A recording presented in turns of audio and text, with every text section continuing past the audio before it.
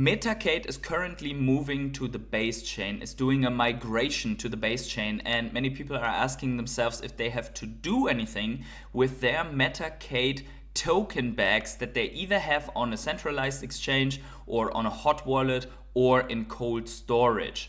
And in this video, I want to talk about this. I want to show you two parts of the Metacade AMA that came out yesterday that should answer all of your questions. And I also want to talk about the Metacade ecosystem, about what they're doing currently, and a little bit about the Metacade price, as it is down at the moment and some people are worried about the Metacade price.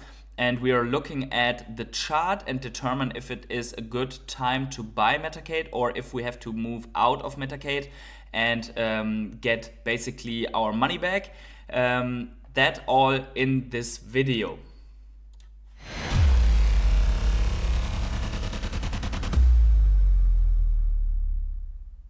Hey everyone, it's the Patient Hodler coming at you with another Metacade update, and if you like these updates on a more frequent basis, then let me know by smashing up the like button right now. Let me know with the number of likes how many people actually are interested in Metacade updates, and share this video with your friends. Subscribe to the channel with notifications on if you want to get more information about some different altcoins that we are covering here on a frequent basis.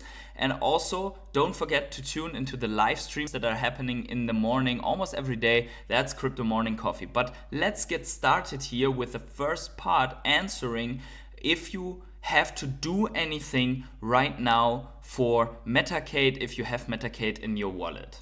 Ones that we've had come back from a Q&A point of view. Neon, no, there is no contract to share. We won't share contracts on lives. We'll share contracts when we're ready in our groups privately. So there is, if you see any contracts or any suggestions that there is one, there isn't one. We're on testnet right now. Please do not engage with anything. Now, the other question that many people have is actually if they have to do anything if their coins are on a centralized exchange. And also Russell has an answer to this here in the AMA. Let's listen together. Maybe a silly question, but I didn't understood right. Self-custody holders are in disadvantage in comparison. No, because as much as the testnet fees display $14, I think it was, if you're self-custody, first of all, no one can touch that, and that's your protection. And all you're doing is a send transaction. So typically, I mean, I sent some ETH today. It cost me $4 to send it. So you're not at a disadvantage. It's not a silly question at all. Personally, I would never keep supply on exchange, not because we don't trust our partners, but we've seen a history of exchanges being difficult at times. So for me, self-custody is the most important thing, but that's a personal preference. Everyone else, you do what you need to do. You have two paths, which is exchange, don't do anything, or bridge over and have self-custody. The difference is that the cost of the transaction is nothing else. It doesn't, Guy, we're paying for that. Just purely from, we're moving to a new smart contract, we're moving our economy to a new chain. So as a result, we're working with the teams to ensure that they bridge the snapshotted supply in, bring it back, redistribute to the exchanges. Obviously, there's an element of reliance on the teams within the exchanges to follow our process and protocol. That's a lot of what our time and energy is going into, but they've done it. We're not the first business to do this, and we won't be the last. A lot of exchanges are getting really used to migrating people to base, particularly meme and utility tokens right now. But yeah, if you're holding on an exchange that's registered right now, you're all good. So in my opinion, these were the two most important parts. First of all, you don't have any disadvantages if you hold your tokens in self-custody, because the switch to base chain basically reduces the fees. So once you have done the migration through the bridging that is explained in the AMA, so if you have to do that, please watch the AMA, then you will see how it goes. But please don't do anything just yet. As you've heard, it's just on testnet. But for the centralized exchanges, you heard that the team is basically supporting the bridging process for the exchanges, is paying for the exchanges, and if you hold your tokens on an exchange, there will be a snapshot made, then the tokens will be drawn out of your wallet and then redistributed to your wallets on these exchanges. So basically the exchange plus the team, they are doing all the work for you. And as you heard, the exchanges, they are getting more used to doing these bridging processes. And actually, if you remember, if you have been here around for example, the Ecomi token, when they migrated to the immutable X from GoChain, and everyone who had the funds on an exchange, on a centralized exchange, these exchanges also did the token migration for them. So it's actually something very usual that the exchanges have that as part of their service in agreement with the teams of these tokens. So you don't have to do anything if your tokens are on a centralized exchange. Just keep in mind that it is more risky to hold your tokens on centralized exchanges. I can only recommend that you watch the full AMA if you hold your tokens on a hot or a cold wallet and you have to do the migration, so you already know what you will have to do once the whole thing goes live, which is not the case at the moment, as we have heard in the first part. Let's get to the Metacade ecosystem just to get an idea how big the ecosystem already is and what is coming. So I think the screen here is very good, and we can see here, for example, the Metacade, what it is. Like we have the entertainment part, the financial part, the tech part, and the media part. And then, for example, the advisory board, where we see Russell, which we just saw in the interview, plus some other people that you can research if you have a little bit of more time on your hand. And then there are the tournaments that are at the moment active, like Neon Jet, Neon Jump, Neon Hit, and so on. The exchanges that Metacade is on, and here we see, for example, coming soon, as well as for tournaments, there's more coming soon.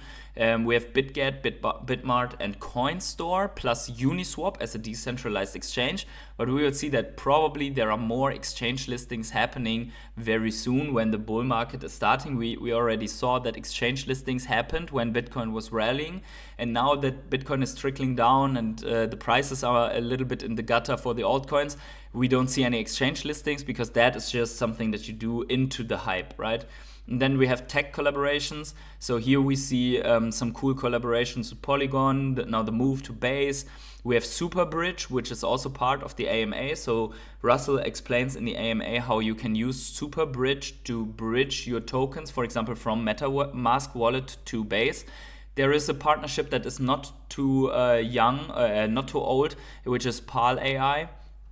And then we have some others here like Somnio, which we are also going to see in short, and there will be more partnerships coming. There are alliances, and then there are all the games that are partnered already with Metacade. And I think this is the most important thing. What you really want is that a lot of games are partnering and that these communities are all knowing about Metacade, and some very important ones are in here. So for example, we see down here Wilder World, which is a crypto metaverse of their own. But then there are also some other that you can find in here, some other projects that are a little bit more known. So like DeFi Kingdom, for example, is well known. Dogami, they have also their own coin. So there are a lot of projects that have their own coin, and this is how each one benefits from the ecosystem to tapping into their specific communities. And then there are some platforms as well. Not going into that too much to not have the video go so long, but I think that's overall great. And then you see, if you follow I recommend to follow the Metacade Twitter channel, so we can stay up to date. So here, for example, we have with the partnership with Sunio, and Sunio actually is not such a small deal. So you see here Sunio, they have almost 84,000 followers, and they are on the Binance chain, and they are kind of a trading card game experience. So this is just one of the newest partnership, and Metacade is coming out. If you're just looking at the feed, they're coming out with something every day, which is exactly what we want to see. in my opinion, from the fundamental perspective, everything is all right. From the partner perspective and the exchanges, everything is all right. The base chain move is definitely bullish, even though it sucks if you have to bridge and spend a couple of dollars. But I think the bridging process is a single digit dollar value, and if your bag is big enough, you can definitely spare that. Let's quickly look at the current price action. So if you see, it's like the price action is not really like these bullish parabolic curves with others and like with other projects. So what we can definitely see here, I think, from the low point here in October 23, so basically Bitcoin bottom up to here, we have somewhat of an uptrend. That is one thing. The other part is that we are kind of hovering across support here. So we have this support line, and then here down below another one, which is why I'm going to draw this as a box. And we kind of lost this for a brief moment, but now we're back in it.